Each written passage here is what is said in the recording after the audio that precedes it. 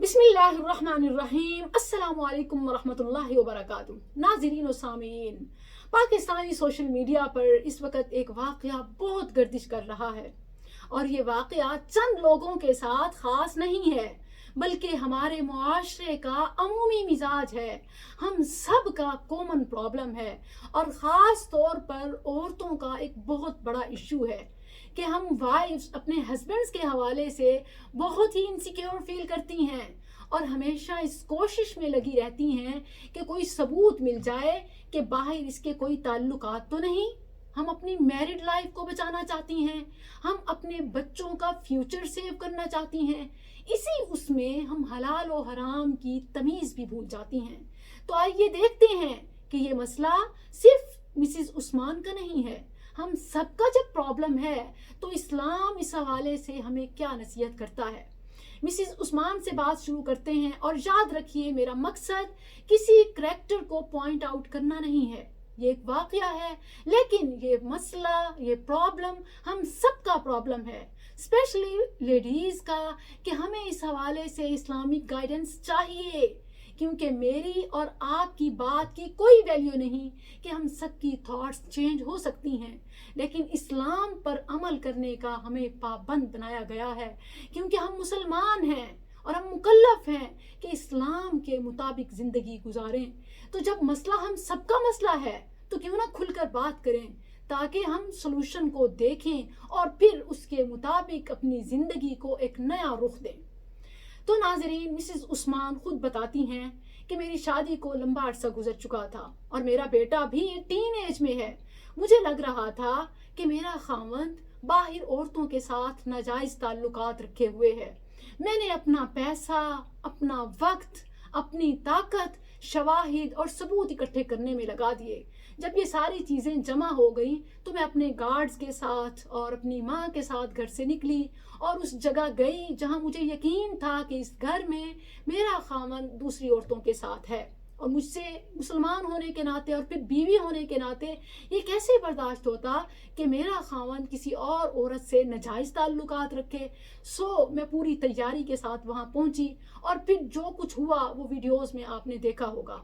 लेकिन आज हमने प्रॉब्लम और सलूशन को देखना है कि क्या इस्लाम किसी के घर में ऐसे दाखिल होने की इजाज़त देता है, जबकि मौसूफ़ा कहती हैं कि वो घर किसी और का नहीं था, किसी और औरत का नहीं था, बल्कि मेरे अपने खामन का ही था।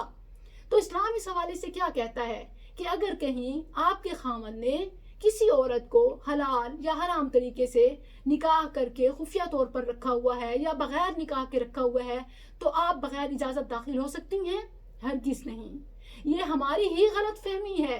हम समझते हैं कि जो कुछ हमारे खामंद का है वो हमारा है, हालांकि आपका सिर्फ वही है जो आपके हस्बैंड ने आपको दिया, जिस घर में आपको ठहराया, जिसका आपको मालिक बनाया।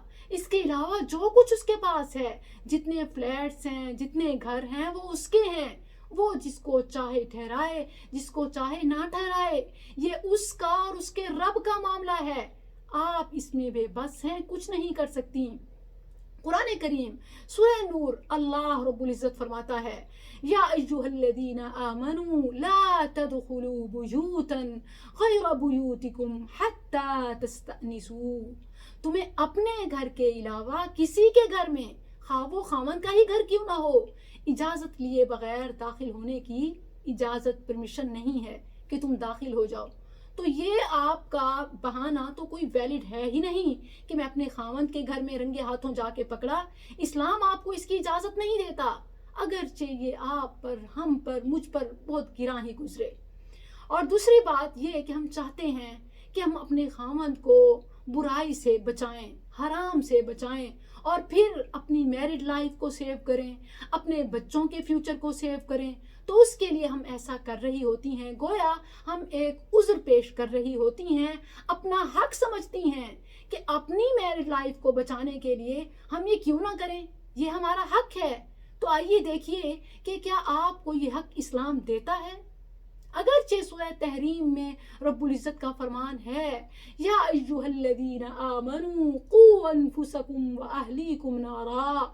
ए ईमान वालो, फिर खा वो मर्द हैं या औरतें, तुम अपने आप को اور اپنے گھر والوں کو جہنم کی آگ سے بچاؤ۔ بلا شبہ ناجائز تعلقات رکھنا جہنم کی آگ ہے، اور آپ نے اپنوں کو، اپنے گھر والوں کو، اور خاص طور پر اتنے قریبی رشتے کو بچانا ہے جہنم کی آگ سے۔ لیکن اس کا طریقہ یہ نہیں ہے کہ آپ غلاظت کو غلاظت سے دھوئیں، حرام کو حرام سے دھوئیں، یعنی کہ آپ اپنے خاوند کو ناجائز تعلقات سے منع کرنا چاہتی ہیں، روکتی ہیں، اور اس کے لیے آپ بغیر اجازت داخل ہو جاتی ہیں، حرام کام کی ارتکاب کر رہی ہیں، اور پھر آپ وہاں جا کر ابیوز کرتی ہیں، مارتی پیٹتی ہیں، یہ سب کچھ آپ حرام کر رہی ہیں۔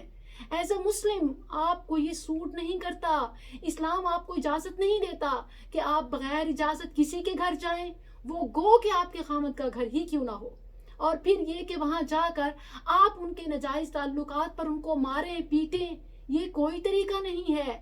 ہاں، اگر واقعی حقیقت میں آپ اپنے آپ کو، اپنے گھر والوں کو، اپنی میرڈ لائف کو، اپنے بچوں کے فیوچر کو بچانا چاہتی ہیں اس دنیا کی تکلیف سے اور جہنم کی آگ سے، تو پھر یاد رکھیں کہ آپ کو صحیح طریقے پر آنا ہوگا۔ اور وہ صحیح طریقہ کیا ہے؟ کہ آپ کو حلال کو برداشت کرنا ہوگا۔ اگرچہ اپنے خاوند کو سیکنڈ میرج کی پرمیشن دینا بہت مشکل ہے، گو کہ میں اجازت دے چکی ہوں، لیکن پھر بھی یہ ہر کسی کے بس کی بات نہیں ہے۔ میں سمجھتی ہوں کہ یہ بہت ہی مشکل ہے، لیکن آپ اس کو اجازت نہیں دے سکتی۔ کم از کم برداشت کرنا تو سیکھیں۔ جب آپ چاہتی ہی یہی ہیں کہ آپ اپنے ہسبینڈ کو حرام سے، ناجائز تعلقات سے بچائیں، اپنی میرڈ لائف کو سیو کریں، اور اپنے بچوں کے فیوچر کو سیو کریں، اپنی اور اپنے خاوند کی، اپنے گھر والوں کی دنیا اور آخرت کو سیو کریں، تو اس کے لیے آپ کو حرام طریقے نہیں بلکہ حلال طریقوں کو برداشت کرنا ہوگا۔ آپ اجازت نہیں دے سکتی انہیں سیکنڈ میرج کی، مت دیجیے۔ آپ سے اسلام اجازت مانگ بھی نہیں رہا، اسلام تو انہیں اجازت دے چکا ہے۔ اسلام تو آپ کو راضی ہونے کو کہتا ہے، رضیت باللہ ربا وبمحمد الرسولہ وبالاسلام دینا۔ ایز اے مسلم آپ کو برداشت کرنا ہوگا، آپ کو یہ کڑوا گھونٹ پینا ہوگا، اور ریوارڈ اپنے ہسبینڈ سے نہیں اپنے رب سے لینا ہوگا، کیونکہ ریوارڈ دینے والا وہی ہے۔ گو کہ آپ کہیں کہ کہاں انصاف کرتے ہیں، اور بلا شبہ یہ کافی حد تک ناممکن ہے، لیکن یہ آپ کا پرابلم نہیں ہے، یہ آپ کو کنسرن نہیں ہے، یہ اس کا اور اس کے رب کا معاملہ ہے۔ ناانصافی کرنے پر قرآن میں پہلے ہی وعید اور سزائیں بتائی جا چکی ہیں کہ فَتَذَرُوهَا كَالْمُعَلَّقَةِ، بڑی سخت وعید ہے۔ اور ایون یہاں تک اللہ نے فرمایا کہ وَلَن تَسْتَطِيعُوا أَن تَعْدِلُوا بَيْنَ النِّسَاءِ وَلَوْ حَرَصْتُمْ، اگر تم استطاعت نہیں رکھتے انصاف کی تو مت کرو، یہ قرآن کہتا ہے۔ لیکن اس سے پہلے قرآن ہی، اللہ رب العزت خود ہی انہیں 2، 3، 4 شادیوں کی اجازت بھی دیتا ہے۔ آپ اجازت نہیں دے سکتی، مت دیجیے، اسلام آپ سے مانگ بھی نہیں رہا بلکہ وہ تو خود دے رہا ہے، آپ کو برداشت کرنے کو کہہ رہا ہے تاکہ حرام سے بچا جا سکے۔ اور یاد رکھیے کہ حرام کے جو ریزلٹس ہیں وہ بہت ہی سخت ہیں۔ آپ سے ایک سوکن برداشت نہیں ہوتی کہ جس کے شاید اتنی برائیاں، خامیاں اور سائیڈ ایفیکٹس نہیں ہوں گے، لیکن جو حرام کے ریزلٹس آتے ہیں وہ یقیناً دنیا بھی اور آخرت بھی برباد ہو جاتی ہے۔ تو بغیر کسی کے گھر میں ہم داخل نہیں ہو سکتے اجازت، اور خاوند کا گھر بھی آپ کا گھر نہیں ہے۔ اور دوسرا، آپ جائز تعلقات ہوں یا ناجائز تعلقات ہوں، آپ ابیوز نہیں کر سکتی، ایون ناجائز حرام تعلقات پر بھی آپ مار پیٹ نہیں سکتی، یہ اختیار آپ کو نہیں دیا۔ Even as a human being, انسانیت ہونے کے ناطے سے آپ دیکھیں کہ آپ دوسرے پر کیسے ہاتھ اٹھا سکتی ہیں۔ اور پھر یہاں تو اسلام کا رشتہ ہے، اور ابیوز کرنا تو گویا سباب المسلم فسوق، مسلمان کو گالی دینا بہت بڑی نافرمانی ہے، رب کو ہرگز پسند نہیں ہے۔ اور پھر سب سے آخری نمبر پر کہ اس معاملے میں، اس سارے معاملے میں ہمارے ہاں 2 پارٹیز بن چکی ہیں، ایک موصوفہ پہلی عورت کو، اور دوسرا وہ مار کھانے والی اور سب و شتم کا شکار ہونے والی ان 2 بہنوں کو۔ کوئی اس کے ساتھ ہے تو کوئی اس کے ساتھ ہے، کوئی ان کو برا کہہ رہا ہے تو کوئی ان کو برا کہہ رہا ہے۔ یاد رکھیں، میں بھی پرابلم اور اس کے سلوشن پر بات کر رہی ہوں، کریکٹرز پر نہیں۔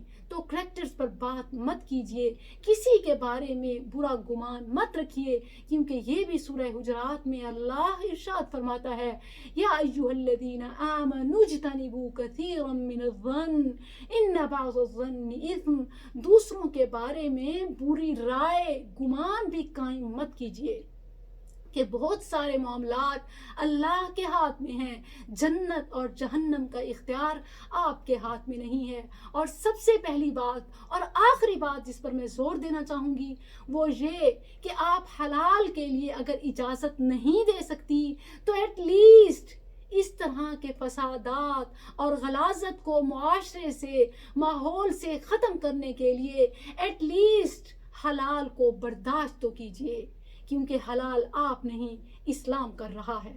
السلام علیکم ورحمۃ اللہ۔